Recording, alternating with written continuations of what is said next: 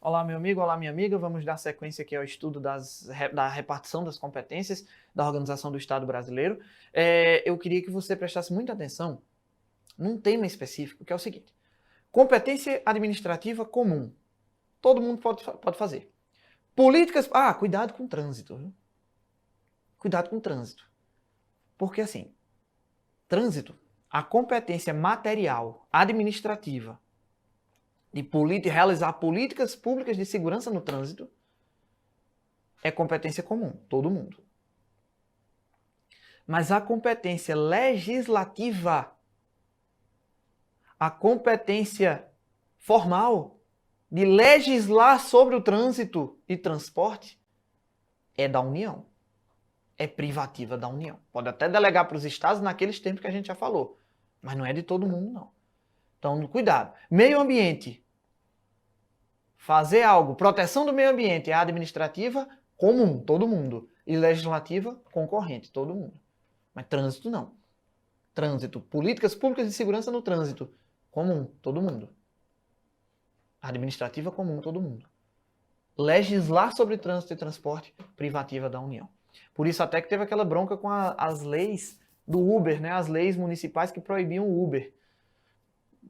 Hoje já foi resolvido que já tem uma lei federal, mas na época havia muita discussão. O STF acho que nem chegou a se manifestar, mas houve muita discussão na época sobre se era constitucional município legislar sobre Uber. Proibir o Uber, porque ela estaria legislando sobre trânsito e transporte.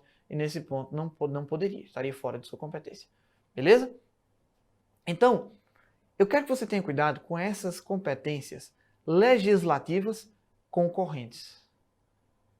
A competência legislativa concorrente, ela tem uma peculiaridade.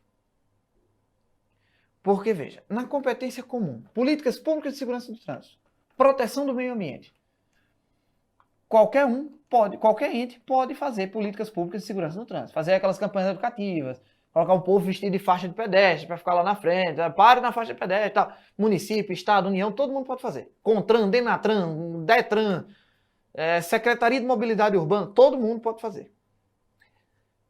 Mas uma competência legislativa concorrente não é desse jeito assim. Cada um pode fazer a lei que quiser sobre o tema tal, meio ambiente. Cada um pode fazer a lei que quiser sobre o meio ambiente. Também não é assim, porque senão virava uma bagunça. Competências administrativas comuns, todo mundo pode fazer. Políticas públicas comuns, todo mundo pode fazer. Competência legislativa concorrente, não é que qualquer um pode fazer, que todo ente pode fazer.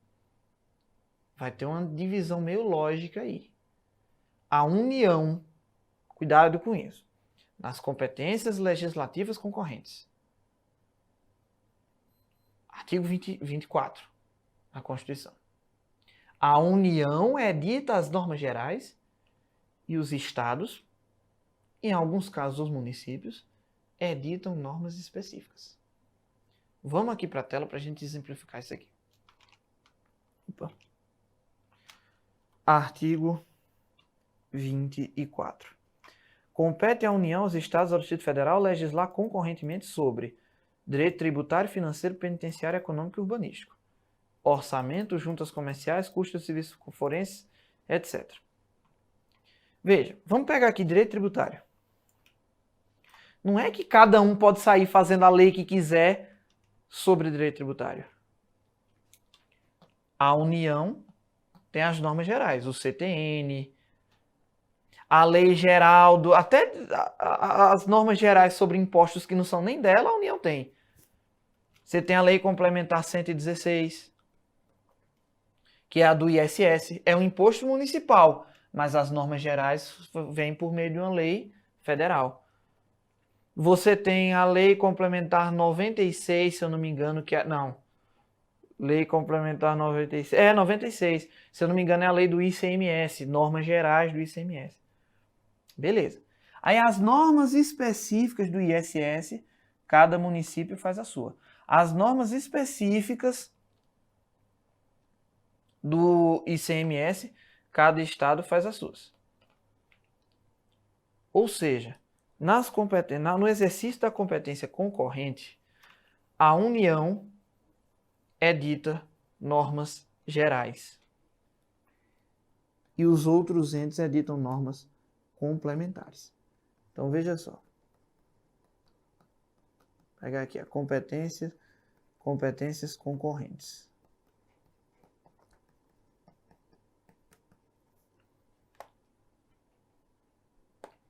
A União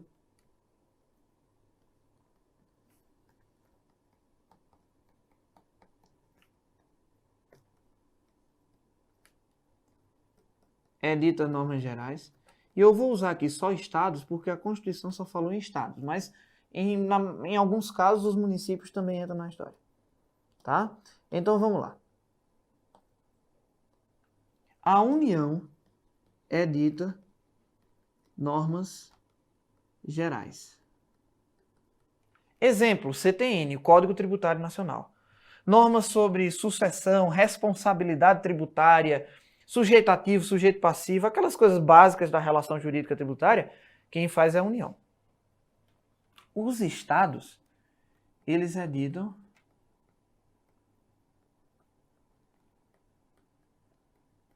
normas específicas.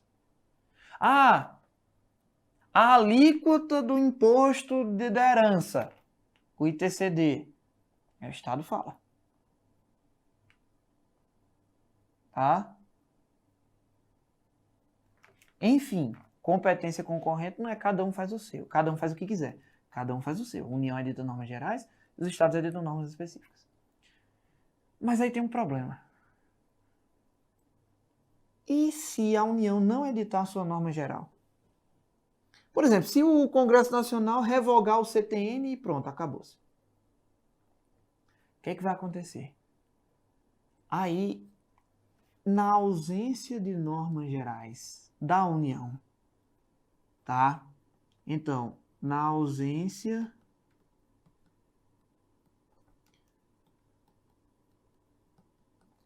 de norma geral da União, o Estado vai poder legislar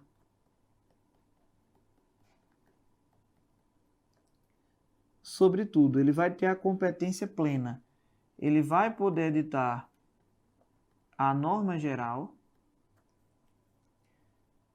e vai editar as normas específicas. Opa, Estado não, Estado.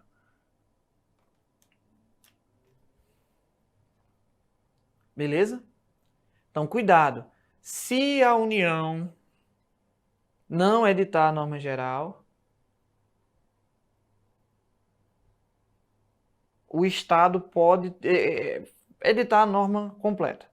Por exemplo, eu vou repetir o exemplo. A União revoga o CTN, Código Tributário Nacional.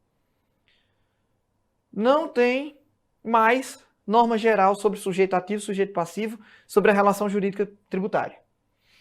Aí o Estado pode editar as normas gerais e editar suas normas específicas, tá? Agora, cuidado. Se a União editar depois a norma geral, que na verdade era para ela ter editado desde o início, se depois, ou seja, se ocorre a superveniência de norma geral da União,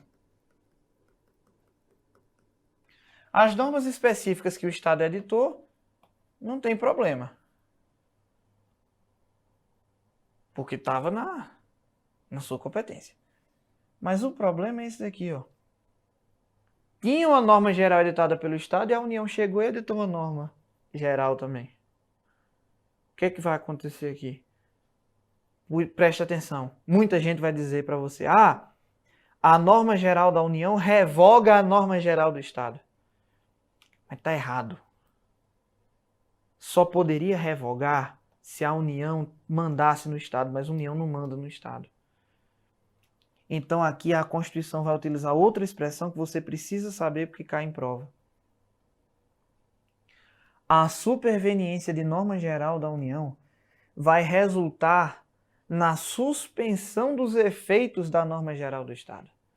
A norma geral da União suspende a eficácia da norma geral do Estado. Beleza? A norma geral da União não revoga, ela suspende a eficácia da norma geral editada pelo Estado. Olha aqui, vamos lá. Artigo 24 da Constituição, parágrafo 1º. No âmbito da legislação concorrente, a competência da União limitar-se a estabelecer normas gerais. Beleza. Parágrafo 2º. A competência da União para legislar sobre normas gerais não exclui a competência suplementar dos Estados para editar normas específicas. Inexistindo lei federal sobre normas gerais, os Estados exercerão a competência legislativa plena. E a superveniência de lei federal sobre normas gerais suspende a eficácia da lei estadual, no que lhe for contrário. Tá? Se não houver incompatibilidade, mantém todas. Beleza? Fechado? Muito cuidado, que isso é muito importante. Beleza? Principais competências em espécie, nós já tratamos aqui. Eu chamo sua atenção, vamos lá. Aqui, para você lembrar. Eu chamo sua atenção para o artigo 22, inciso 1. Compete privativamente à União legislar sobre direito civil, comercial, penal, processual, qualquer processual, tá? Eleitoral, agrário, marítimo, aeronáutico, espacial e do trabalho. Já caiu uma questão na primeira fase da OAB dizendo que é um Estado legislou proibindo a revista íntima de trabalhadores. Tá, beleza, muito boa a lei. Muito útil. Mas não pode, porque é competência privativa da União legislar sobre direito do trabalho. Beleza? Serviço postal é tudo da União. Tudo com os Correios. Trânsito e transporte. Trânsito e transporte é competência privativa da União legislar sobre trânsito e transporte. Nacionalidade, cidadania e naturalização, competência privativa da União. Beleza? No artigo 23. Cadê? Artigo 23. Competências comuns. Eu chamo a sua atenção para a saúde e assistência pública, tá? E proteção do meio ambiente. Proteção do meio ambiente e políticas públicas para segurança no trânsito. E das competências concorrentes, eu chamo sua atenção para o inciso 1, artigo 24, direito tributário, financeiro, penitenciário, econômico e urbanístico, tá? E eu chamo a sua atenção para a questão ambiental.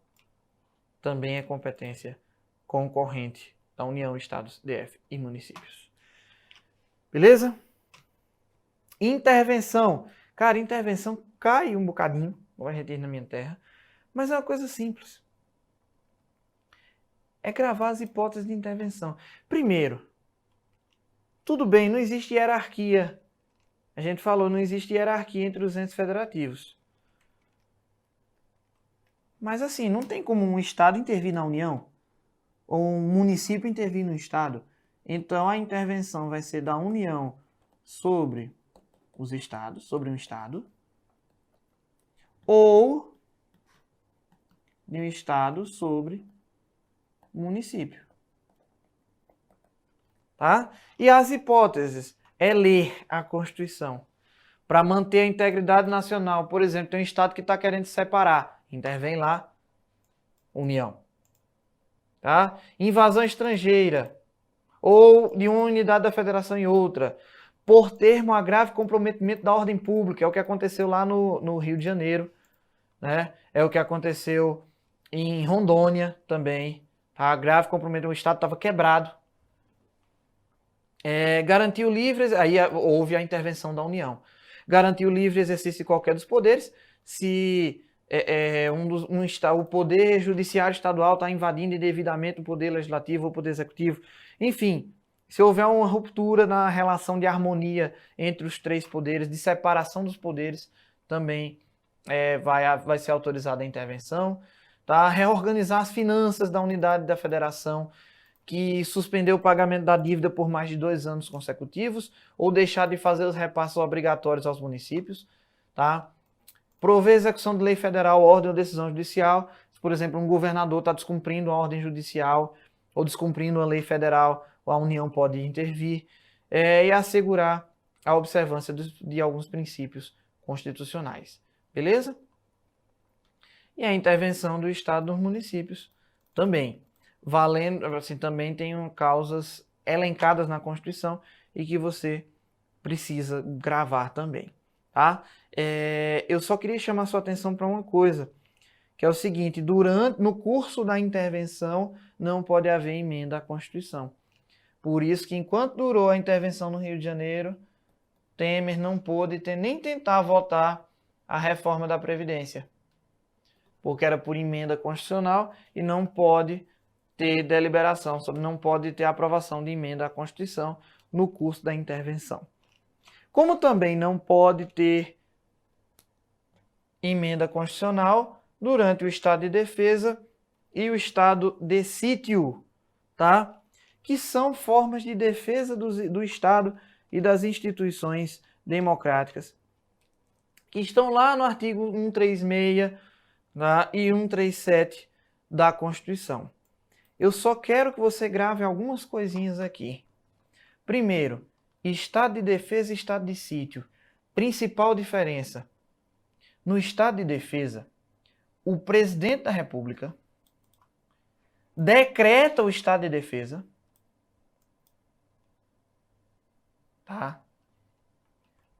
E depois ele manda decretado o estado de defesa, ele vai mandar dentro de 24 horas para o Congresso decidir.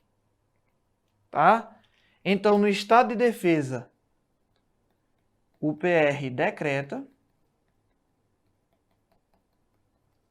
e depois ele envia ao Congresso para decidir. Tá?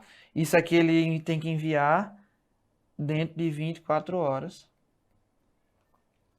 E o Congresso vai decidir por maioria absoluta. Já no estado de sítio, a sistemática é o contrário. Primeiro, o presidente envia. O presidente da República pode, ouvidos do Conselho da República, Conselho de Defesa Nacional, solicitar ao Congresso Nacional autorização para decretar o estado de sítio. No estado de sítio, o presidente da República solicita autorização ao Congresso. E por que isso? Porque o estado de sítio é mais grave. Olha para que serve o estado de defesa. Para preservar ou restabelecer em locais restritos e determinados a ordem pública e a paz social ameaçadas por grave e iminente instabilidade institucional ou calamidades de grandes proporções. Beleza. Aí o que é que vai poder haver aqui nesse estado de defesa? Restrições por decreto ao direito de reunião, sigilo de correspondência e sigilo da comunicação telegráfica e telefônica, bem como ocupação e uso temporário de bens e serviços públicos. Já no estado de sítio, veja, o estado de defesa é em locais restritos e determinados, para restabelecer a ordem pública e tal, calamidade, essas coisas. O estado de sítio é para sanar comoção de grave repercussão nacional. Ou estado de guerra. Ou seja, e olha o tanto... Não é mais que pode ter restrição ao direito de reunião e aos sigilos. Aqui pode ter restrição à liberdade de locomoção, Obrigação de permanência em localidade determinada. Detenção em edifício específico. Além das restrições ao sigilo, mas olha, também a liberdade de imprensa. Não é só restrição ao sigilo. Restrição à liberdade de imprensa. Suspensão da liberdade de reunião. Não é mais como aqui, que pode ter restrições ao direito de reunião. É aqui suspender por um tempo, não podem se reunir. Busca e apreensão em domicílio, quer dizer, inviolabilidade de domicílio. Intervenção nas empresas, requisição de bens. Quer dizer, o estado de sítio é muito mais grave do que o estado de defesa. E daí vem essa questão, essa questão de que no estado de defesa, que é mais leve, digamos assim, o presidente decreta e o Congresso só delibera. Aceita ou não aceita. No estado de sítio, não. Só tem estado de sítio se o Congresso autorizar. Beleza? Então, basicamente isso que você precisa saber sobre a defesa do Estado e das instituições democráticas, tá?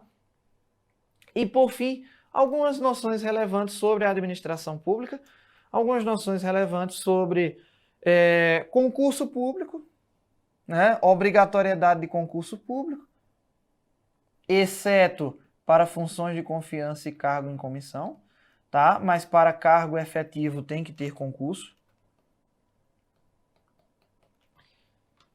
Lembrando que função de confiança só pode ser ocupada por quem ocupa cargo efetivo. Cargo em comissão não precisa, tá?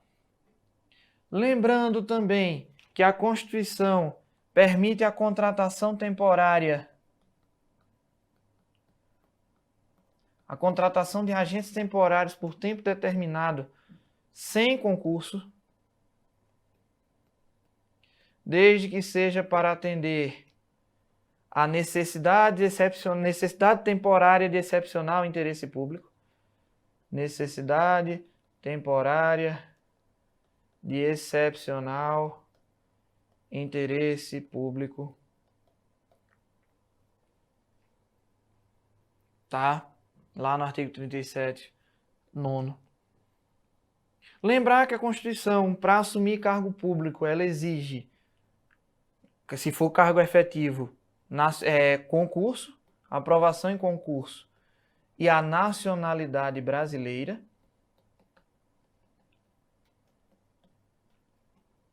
Nacionalidade brasileira qualquer uma, originária ou adquirida, mas ela permite exceções legais para a contratação de estrangeiros. Inclusive, ela mesma diz que os professores, técnicos e pesquisadores das universidades públicas podem ser estrangeiros. A gente falou nos vídeos anteriores. Tá? Lembrar também que a Constituição ela restringe a acumulação de cargo público com mandato eletivo. Tá? Em regra, cargo mais mandato não pode. Você tem que se afastar do cargo e ficar recebendo a remuneração do mandato eletivo. Por exemplo, você é servidor público e ganha para governador. Você sai, você se afasta do cargo, tá? E fica recebendo a remuneração do governador. As exceções que a Constituição traz para o caso de prefeito, ele vai ter que se afastar do cargo. Por exemplo, o servidor ganhou para prefeito, vai ter que se afastar do cargo, mas ele pode escolher a remuneração com que vai ficar. E a outra exceção da Constituição é o caso do vereador. O vereador ele tem duas opções. Se tiver compatibilidade de horários, ele acumula. A única hipótese que pode acumular é vereador com compatibilidade de horário. Se não tiver compatibilidade de horário, ele se afasta, mas aí faz como o prefeito. Pode escolher a remuneração. Beleza? Gente, o resto sobre a administração pública, a gente já falou algumas coisas ao longo de outros vídeos. Até de concurso público nós já falamos. E o professor de Direito Administrativo vai trabalhar muito melhor isso com vocês do que o professor de Direito Constitucional. Beleza? Então, no mais, é isso. A organização do Estado, os pontos relevantes estão todos abordados aqui, tá? Um grande abraço, bons estudos e até a próxima.